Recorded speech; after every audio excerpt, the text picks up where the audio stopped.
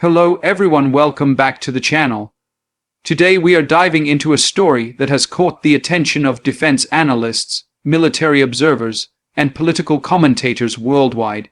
The story of how Yemen, a country often underestimated in terms of technological and military capacity, managed to combine hypersonic speed with cluster missile technology in a way that has challenged Israel's famous Iron Dome defense system. The Iron Dome has long been portrayed as nearly invincible, a shield in the sky that can intercept incoming threats with remarkable precision. For years, it has been the centerpiece of Israel's missile defense strategy, protecting its cities and military assets from rocket and missile attacks. But recent developments suggest that new tactics and new types of weapons are starting to push the limits of this system. And that is where Yemen's combination of hypersonic missile technology and cluster munitions comes into the picture. To understand this story properly, we need to step back and examine the basics of the Iron Dome itself. The system is designed to detect, track, and intercept short-range rockets and artillery shells. It uses radar to identify threats, and then launches interceptor missiles to destroy them midair before they can reach populated areas. Its success rate has been publicized as being very high, sometimes claimed to be over 90%. But as with all defense systems, it has weaknesses, particularly when overwhelmed with multiple or unconventional threats. Yemen's involvement in this story might surprise many people. For years, Yemen has been viewed through the lens of a devastating civil war, poverty, and humanitarian crises. Yet within that conflict, the Houthi movement, officially known as Ansar Allah, has managed to develop or acquire increasingly advanced weapons technology. Backed at times by external allies and driven by necessity, the Houthis have surprised the world with the sophistication of some of their missile and drone capabilities. One of the turning points came when they began experimenting with ballistic missiles and modifying older systems to extend their range and destructive potential. But what really changed the game was the introduction of cluster-style warheads combined with hypersonic speed. In simple terms, this meant that instead of firing a single missile that the Iron Dome could track and target, the missile could release multiple submunitions at extremely high speeds, creating a storm of incoming threats all at once. Hypersonic technology refers to projectiles traveling at speeds above Mach 5, or 5 times the speed of sound. At such velocities, interception becomes vastly more difficult. The radar and interceptors of the Iron Dome need time to calculate trajectories and launch countermeasures.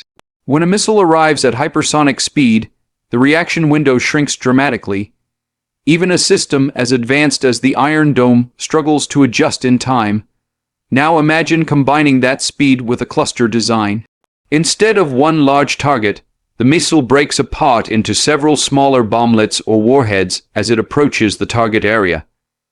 Each of these bomblets follows its own trajectory, spreading out and multiplying the number of threats that need to be intercepted. The Iron Dome relies on prioritization, deciding which incoming threats are most dangerous and then allocating interceptors accordingly. But when faced with dozens of simultaneous small threats, its efficiency drops significantly. This is precisely the logic behind Yemen's tactical innovation. Instead of trying to overwhelm the Iron Dome with sheer numbers of cheap rockets, as groups in Gaza have done in the past, the Houthis appear to have combined advanced engineering with asymmetric strategy. A single missile that can travel at hypersonic speeds and then unleash multiple bomblets is far harder to stop than hundreds of slow, unguided rockets. The effectiveness of this tactic was demonstrated in reports of Yemeni missiles reaching targets that were supposed to be protected by Israeli defense systems. While Israel has not openly admitted every failure, footage and witness accounts suggest that some strikes managed to bypass the protective umbrella of the Iron Dome. These incidents immediately sparked debates in military circles about whether the era of hypersonic cluster combinations could spell trouble for missile defense systems worldwide. Critics of Israel's defense doctrine argue that reliance on the Iron Dome has created a sense of overconfidence. While the system is excellent against conventional threats, It was never designed to handle hypersonic maneuvering weapons or cluster-style payloads. The technology is evolving faster than the defenses, and Yemen's innovation is a prime example of that gap being exposed. What makes Yemen's achievement even more striking is the resource disparity. Israel is backed by billions of dollars in military aid and cutting-edge research. Yemen, on the other hand, has been battered by years of conflict, blockade, and shortages. Yet the ingenuity of the Houthis and their network of engineers and suppliers has allowed them to create a weapon system that punches above its weight. This is not only a military victory, but also a symbolic one, demonstrating how asymmetrical warfare can level the playing field in unexpected ways. The cluster-hypersonic combination also reveals something important about the future of warfare. Defensive systems like Iron Dome were built for an earlier generation of threats. Rockets from Gaza, short-range missiles from Lebanon, or artillery shells from nearby territories. But the new reality is that even non-state actors are beginning to access or develop technologies that once belonged only to superpowers. Hypersonic weapons were once the domain of the U.S., Russia, and China. Now, versions of them are appearing in the hands of militias and resistance groups. This raises serious questions for Israel and for other countries that rely heavily on missile defense. If the Iron Dome can be outsmarted by Yemen, what does that mean for larger conflicts where hypersonic arsenals are already in development? Does it signal the end of missile defense as we know it? Or will it push countries into an even more expensive and high-tech arms race to catch up with these evolving threats? For Israel, the stakes are particularly high. The Iron Dome is not just a military tool, but also a psychological shield for its population. The knowledge that incoming rockets are likely to be intercepted has given civilians a sense of safety in an otherwise volatile region. If that confidence is shaken, the political and social consequences could be immense. Even a handful of successful strikes breaking through the system can erode public trust and embolden opponents. Yemen's use of cluster warheads adds another layer of complexity. Cluster munitions are controversial because of their wide area impact and the difficulty of controlling where every bomblet lands. They are often criticized by human rights groups for causing civilian casualties and leaving behind unexploded ordnance. But from a purely tactical perspective, they are devastating when used against heavily defended targets. Each bomblet represents a separate threat, and even if most are intercepted, just a few getting through can cause significant damage. By combining these two elements, hypersonic speed and cluster distribution, Yemen has essentially rewritten the rules of engagement. It's not just about speed, and it's not just about numbers. It's about creating unpredictability, overwhelming the algorithms and radars of systems like the Iron Dome.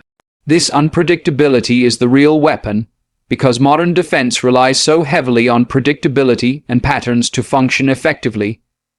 Observers have noted that this is part of a broader trend where weaker powers develop creative ways to exploit the vulnerabilities of stronger powers.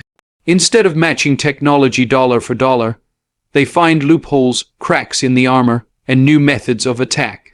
The Houthis may not have a fleet of advanced fighter jets or nuclear submarines, but by focusing on missile innovation, they have found a way to make a dent in the armor of one of the world's most advanced defense systems. It also highlights the importance of adaptability in modern warfare. Israel may soon be forced to rethink how it upgrades the Iron Dome, or whether it needs to develop new layers of defense, specifically designed for hypersonic and cluster threats. That could mean new radar systems, faster interceptors, or directed energy weapons like lasers.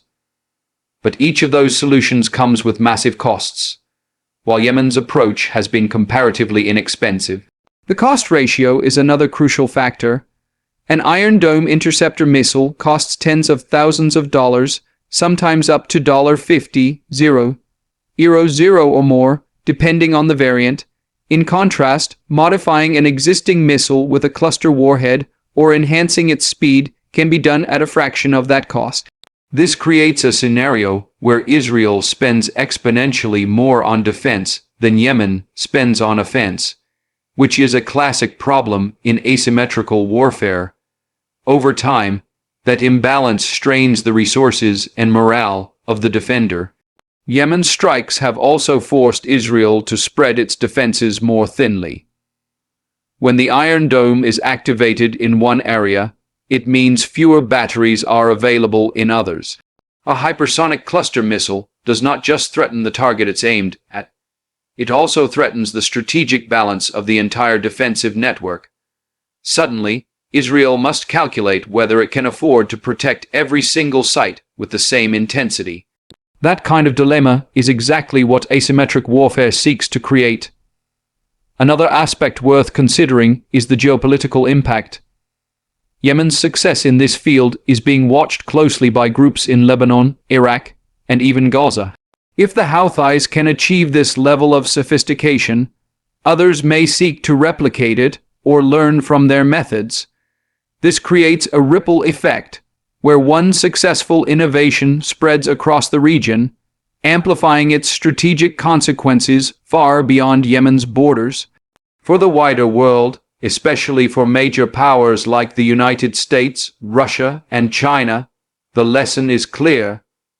Missile defense is not invincible, and the offense-defense balance is shifting once again. The arrival of hypersonic technology on the battlefield means that even the most sophisticated defense systems must evolve or risk becoming obsolete. And because hypersonic technology is inherently difficult to counter, it may tilt the balance toward offense in the coming years. Israel now faces a complex challenge.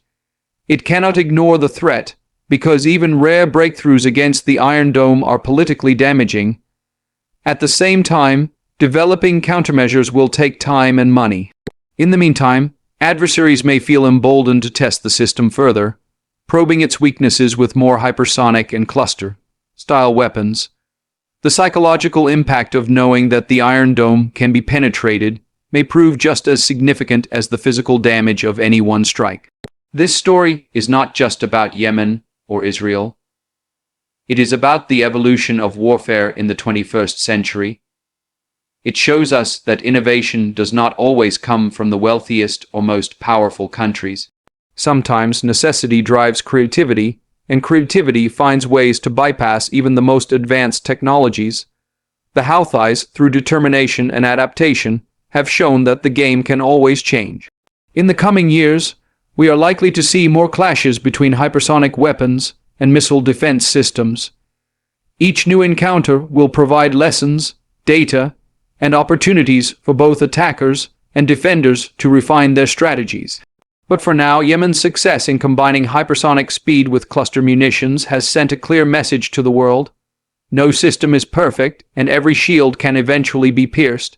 And so, the story continues. Yemen has written a surprising new chapter in modern warfare, one that challenges assumptions, unsettles doctrines, and forces us to rethink what defense really means in an age of rapid technological change. The Iron Dome is still formidable, but it is no longer untouchable, and that realization may reshape the strategies of nations for years to come.